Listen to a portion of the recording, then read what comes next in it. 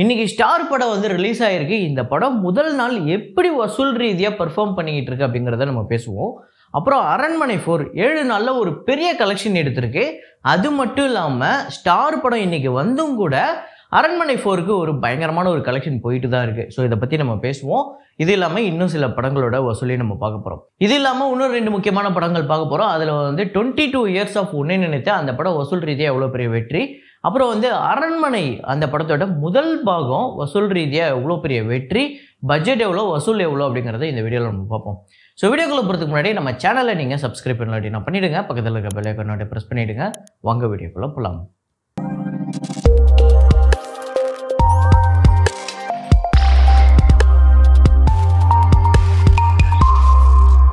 நேற்று ஒரு ஃப்ரேம் ஒன்று வச்சுருந்தேன். அதை நிறைய பேர் கரெக்டாக கெஸ் பண்ணியிருந்தீங்க. அது என்ன ஃப்ரேம், என்ன படம் அப்படிங்கிறத பார்த்துட்டு வாங்க.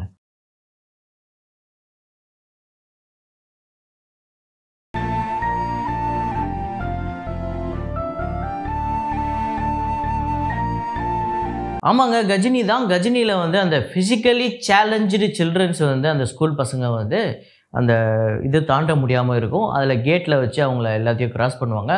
அதை வியப்பாக பார்த்துட்டு இருப்பார் நம்ம சூர்யா சார். அதுதான் ஃப்ரேமு. இதை கரெக்டாக கெஸ் பண்ண முதல் 5 பேர் ட்ரெண்ட் லவ் பீட்ஸ் அப்படிங்கிறவங்க, அப்புறம் ஜெர்ரி ஷானலி, சிம்சன் ராஜ், சந்தோஷ் த பாஸ், அருள் ராஜ் அப்படிங்கிற இந்த 5 பேர் தான் முதல்ல கரெக்டாக கெஸ் பண்ணியிருக்காங்க. ஒரு நண்பர் கொஞ்சம் கஷ்டமான ஃப்ரேமை வைங்க அப்படின்னாரு. எனக்கு தெரிஞ்சு இன்றைக்கி ஃப்ரேம் கொஞ்சம் கஷ்டம் தான் நினைக்கிறேன். ஆனால் அதையும் மீறி நிறைய பேர் பதில் சொல்லிடுறாங்க. ஸோ இன்றைக்கான ஃப்ரேம் என்னன்னு பாருங்கள், கெஸ் பண்ணுங்கள்.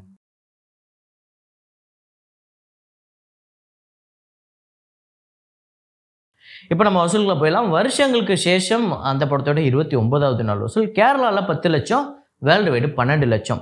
ஸோ டோட்டலாக 34 கோடியே 61 லட்சமும், வேர்ல்டு வைடு 78 கோடியே 80 லட்சம் வந்து வசூல் பண்ணியிருக்கு.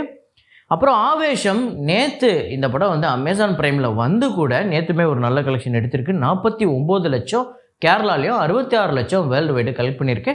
ஸோ டோட்டலாக கேரளாவில் 76 கோடியே 18 லட்சமும், வேர்ல்டு வைடு 151 கோடி கிட்ட இந்த படம் வந்து வசூல் பண்ணியிருக்கு. கில்லி ரீரிலீஸ் 20வது நாள் கலெக்ஷன் 17 லட்சம் தமிழ்நாட்டிலையும், வேர்ல்டு வைடு 19 லட்சம், 23 கோடியே 80 லட்சம் தமிழ்நாட்டிலையும், வேர்ல்டு வைடு 33 கோடியே 68 லட்சம் இந்த படம் வந்து வசூல் பண்ணியிருக்கு. ரத்னம் டே 14 தமிழ்நாட்டில் வந்து 19 லட்சம், வேர்ல்டு வைடு 23 லட்சம். ஸோ டோட்டலாக தமிழ்நாட்டில் 10 கோடியே 90 லட்சமும், வேர்ல்டு வைடு 19 கோடியே 12 லட்சம் இந்த படம் வந்து வசூல் பண்ணியிருக்கு. ஆக்சுவலாக இதுவரையும் ஒரு 5.5 கோடி ஷேர் வந்திருக்கு தமிழ்நாட்டில் ரத்னம் படத்துக்கு. ஆனால் ரத்னம் பார்த்தீங்க அப்படின்னா ஒரு மோசமான ஒரு வெர்டிக்ட் எடுத்திருக்கு. ஏன் அப்படின்னு கேட்டிங்கன்னா, இந்த படம் தமிழ்நாட்டு தியேட்டர்கள் ரைட்ஸு 13.5 கோடிக்கு போயிருக்கு அப்படின்னு சொல்கிறாங்க. கண்டிப்பாக ஒரு 25-26 கோடி இந்த படம் வசூல் பண்ணால் தான் வெற்றிங்கிற ஒரு நிலைமையிலே இருக்குது. ஆனால் இப்போவுமே 11 கோடி கூட வராமல் கொஞ்சம் கஷ்டப்பட்டுட்டு தான் இருக்குது. ஸோ ஒரு தோல்வி படமாக, மரண தோல்வி படமாக அமையுது ரத்னம். அப்புறம் குரங்கு பெடல் இந்த படம் 7வது நாள் வசூல் 4 லட்சம், டோட்டலாக 60 லட்சம் வந்து வசூல் பண்ணியிருக்கு. பட்ஜெட் 3 கோடி, தியேட்டர்கள் ரைட்ஸ் 85 லட்சம், ஷேரு 34 லட்சம்.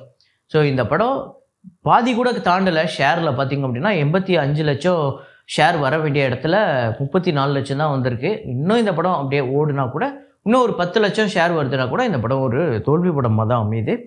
அரண்மனை 4 அந்த படத்தோட டே 7 கலெக்ஷன் தமிழ்நாட்டில் 2 கோடியே 73 லட்சம், ஆந்திரா தெலுங்கானாவில் 44 லட்சம், ரெஸ்ட் ஆஃப் இந்தியாவில் 42 லட்சம், ஓவர்சீஸில் 38 லட்சம், வேர்ல்டு வைடு 3 கோடியே 97 லட்சம் இந்த படம் வந்து வசூல் பண்ணியிருக்கு.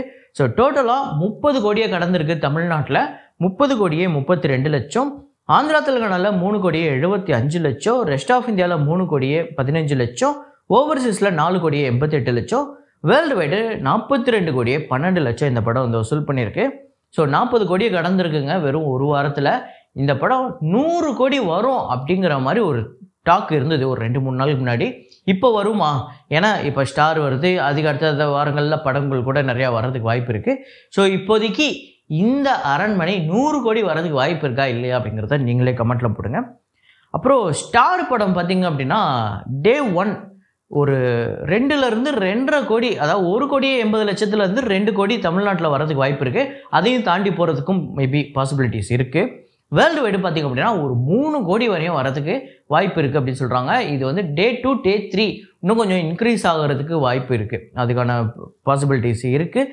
ஸோ ஸ்டார் படம் நீங்கள் பார்த்துட்டீங்க அப்படின்னா எப்படி இருக்குது அப்படிங்கிறத கமெண்ட்டில் போடுங்க. அப்புறம் டாப் 5 தமிழ்நாடு அதில் வந்து நேற்று வந்து 2,73,00,000 வசூல் பண்ணி முதல் இடத்துல அரண்மனை 4 இருக்குது, ரத்னம் 19 லட்சம் ரெண்டாவது இடம், கில்லி 17 லட்சம், ஆவேஷம் 10 லட்சம், அப்புறம் காட்ஸில்லா எக்ஸ் காங் 5 லட்சம். ஸோ இதுதான் டாப் 5 தமிழ்நாடு. ஸோ இப்போ கில்லி வந்து ரீரிலீஸில் வந்து ஒரு மிகப்பெரிய வசூல் சாதனையே பண்ணியிருக்கு, மிகப்பெரிய வசூல் புரட்சியே பண்ணியிருக்கு அப்படின்னு சொல்லலாம். இப்போ அதை தொடர்ந்து அதே கூட்டணியில் இருக்கக்கூடிய படங்கள் முக்கியமாக பார்த்திங்க அப்படின்னா குருவி வந்து ரீரிலீஸ் பண்ண போகிறதா ஒரு டாக் போயிருக்கு. அது கூட கலைஞர் டிவி வந்து அவங்க வந்து அஃபிஷியலாகவே போஸ்ட் போட்டிருக்காங்க, சூனின் தேட்டர்ஸ் அப்படின்னு சொல்லிட்டு ட்ரெய்லர் கூட நேற்று விட்டுருக்காங்க. அதே மாதிரியே வில்லு வந்து ஓவர்சீஸில் ரிலீஸ் ஆக போகுது அப்படின்னு சொல்கிறாங்க. ஸோ நீங்கள் என்ன நினைக்கிறீங்க? குருவி, வில்லு இந்த 2 படங்களோட ரீரிலீஸை பற்றி நீங்கள் என்ன நினைக்கிறீங்க? இது வந்து கில்லி அளவுக்கு ஒரு பெரிய இம்பேக்டை க்ரியேட் பண்ணுமா, இல்லை இது ரெண்டுமே வந்த சமயத்திலே தோல்வி படம் இப்போ பெருசாக அது வந்து ஒர்க் அவுட் ஆகுமான்னு தெரில அப்படின்னு நினைக்கிறீங்களா அப்படிங்கிறதையும் கமெண்ட்டில் போடுங்க. ஸோ இது ரெண்டுமே ஆனால் சாங்ஸு அந்த பாடலுக்காக மேபி அந்த விஜய் ஃபேன்ஸ் வந்து ஒரு வைப்பு பண்ணுறதுக்காக வேணால் அந்த படங்களை வந்து தேட்டருக்கு போய் அந்த வைப்பு மெட்டீரியலுக்காக போகிறதுக்கான வாய்ப்பு இருக்குது. அதுக்கு அடுத்ததான் அரண்மனை ஃபர்ஸ்ட் பார்ட்டோட கலெக்ஷனை சொல்கிறேன் அப்படின்னு சொல்லியிருந்தேன். அதுக்கு முன்னாடி என்ன தான் காஞ்சனா சீரியஸ் வந்துட்டு இருந்தாலுமே இந்த அரண்மனைக்கு தனியாக ஒரு ஃபேன் ஃபாலோயிங் வந்தது. ஸோ உண்மையிலே ஒரு நல்ல கலெக்ஷனை கொடுத்துருக்கு. பட்ஜெட் பார்த்திங்க அப்படின்னா 12 கோடி இந்த படத்துக்கு. தமிழ்நாட்டில் மட்டும் 28 கோடி வந்து வசூல் பண்ணியிருக்கு. இந்தியா முழுக்க 41 கோடி. ஆந்திரா தெலுங்கானாவில் இந்த படம் ஒரு பெரிய கலெக்ஷன் எடுத்திருக்கு. ஓவர்சீஸில் 14 கோடி. வேர்ல்டு வைடு பார்த்திங்க அப்படின்னா 55 கோடி இந்த படம் வந்து வசூல் பண்ணியிருக்கு. 29 கோடியே 15 லட்சம் இந்த படம் வந்து ஷேர் வந்திருக்குங்க. ஸோ ஒரு பிக்கஸ்ட் பிளாக் பஸ்டர். ஸோ அது ஹிட்டானதுனால தானே இன்றைக்கி பார்ட் 4 வரையும் வந்திருக்கு, அது கரெக்டு தான். ஸோ ஆனால் இந்த படம் வசூல் ரீதியாக பெரிய பிளாக் பஸ்டர் கொடுத்துருக்கு. அதே மாதிரியே பார்ட் 2 பார்ட் 3 ரெண்டுமே லாபகரமான படம் தான். பார்ட் 3 வந்து விமர்சன ரீதியாக சில விஷயங்களை வந்து சந்திச்சிருந்தாலுமே வசூல் ரீதியாக அது ஒரு பெரிய வெற்றி படம் தான். அதே மாதிரி தான் இப்போவுமே பார்ட் 4 பார்த்திங்க அப்படின்னா விமர்சன ரீதியாக இது வந்து இப்படி மிஸ் ஆகுது. சுந்தர் சி படத்தில் என்னத்தை நம்ம அதெல்லாம் இது பண்ண முடியும்? அவர் வந்து ஃபுல் என்டர்டெயின்மெண்ட் பேக்கேஜ் தான். என்னோட இது வந்து ரொம்ப யதார்த்தமாகவும் ரொம்ப லாஜிக்கு மீறாமல் ஒரு படம் இருக்குன்னு அவர் பேதையர் சொல்லியிருக்காரா? அவர் படம் ஜாலியாக இருக்கும், அதுக்கேற்ற மாதிரி தான் அந்த படத்தை நம்ம போய் பார்க்க முடியும். ஸோ மூளையை கழட்டி வச்சுட்டு தானே போவீங்க நீங்களாம். இப்போ மட்டும் என்ன மூளையை கழட்டி வச்சுட்டு போய் கூட இவ்வளோ கேள்வி கேட்பீங்களா அப்படின்னு நம்ம கேள்வி கேட்க நம்மளுக்கு தோணுது. அப்புறம் உன்னை நினைத்து அந்த படத்தோட வசூலை சொல்கிறேன் அப்படின்னு சொல்லியிருந்தேன். ஸோ இந்த படத்தில் இதுக்கு முன்னாடி விஜய் தான் நடிக்கிற மாதிரி இருந்தது. விஜய் போஸ்டர்ஸ் எல்லாமே நீங்கள் நிறையா இந்த ஸ்டில்ஸ்லாம் பார்த்துருப்பீங்க. விஜய் உன்னை நினைத்து படத்தில் இருக்கிற மாதிரி, லைலா கூட இருக்கிற மாதிரி, ஸ்னேகா கூட இருக்கிற மாதிரிலாம். அதுக்கப்புறம் ஏதோ பல காரணங்கள்னால மறுபடியும் சூர்யாவே வந்தார். சூர்யாவுக்கு இது ஒரு பெரிய ஒரு டர்னிங் பாயிண்ட்டாக அமைஞ்சுது. ஏன்னா ஒரு நல்ல ஃபேமிலி, இந்த நீங்கள் விக்ரமன் அந்த சமயத்தில் நீங்கள் விக்ரமன் மாதிரி ஒரு டைரக்டர் படத்தில் நடித்தாதான் நீங்கள் பெண்கள் வீட்டில் குடும்பத்தில் இருக்கக்கூடிய பெண்கள் கிட்டலாம் போயிட்டு நீங்கள் ரீச் ஆக முடியும். ஸோ அப்படியே ஒரு பெண்கள் கிட்டலாம் போய் ரீச் ஆன படம் தான் உன்னை நினைத்து. அந்தளவுக்கு ஒரு வசூல் ரீதியாகவுமே ஒரு நல்ல ஹிட்டான படம். 1,25 லட்சம் இந்த படத்தோட பட்ஜெட். தமிழ்நாட்டில் பார்த்திங்க அப்படின்னா 5,20 லட்சம். பாக்ஸ் ஆஃபீஸ் டோட்டலாக வேர்ல்டு வைடு பார்த்திங்க அப்படின்னா 6,90 லட்சம். ஸோ இந்த படம் கிட்டத்தட்ட ஒரு 3 கோடி கிட்ட ஷேர் வந்திருக்கு. ஒரு பிளாக் பஸ்டர் திரைப்படம் அப்படின்னு சொல்லலாம், ஒரு சூப்பர் டூப்பர் ஹிட்டு. கண்டிப்பாக இது உங்கள் எல்லாரோட ஃபேவரெட். கண்டிப்பாக பாடல்கள்லேருந்து அதே நேரத்தில் இந்த படத்தில் வர காமெடிகள் கூட வந்து படத்துக்கு ஒட்டாமல் இருக்காது. அப்படியே அது படத்தோடையே அப்படியே ட்ராவல் ஆகி போகும். காமெடி முதற்கொண்டு எல்லாமே அதில் வர காமெடியிலேருந்து எல்லாமே நல்லாயிருக்கும்.